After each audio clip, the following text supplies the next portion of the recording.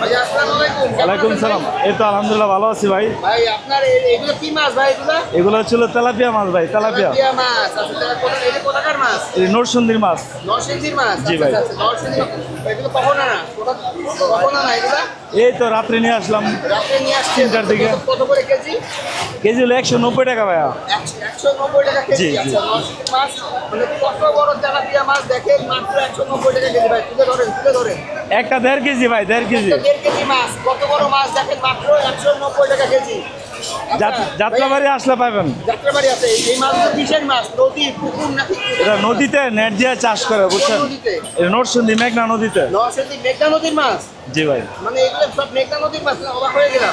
আপনার মেঘনা নদীতে নেট দিয়ে চাষ করে, ওই আপনার আচ্ছা। পানির কারণে মাছটা স্বাদ লাগে, বুঝছেন? আচ্ছা। পানিটা খুব ভালো। হচ্ছে নেট দিয়ে চাষ করে। জি, জি। নেট দিয়ে চাষ করে তেলাপিয়া মাছ। তা অনেক স্বাদের মাছ ভাই। আর আপনার ঠিকানা কোথায়? নরসিংদী। এই জায়গার ঠিকানা? এখানে যাত্রাবাড়ি। যাত্রাবাড়ি? জি। যাত্রাবাড়ি কোথায়? যাত্রাবাড়ি থানার অপর পাশে আরো। থানার পিছনে? জি, থানার থানার পিছনে। পিছনে যাত্রাবাড়ি। আচ্ছা। ঠিক আছে ভাই।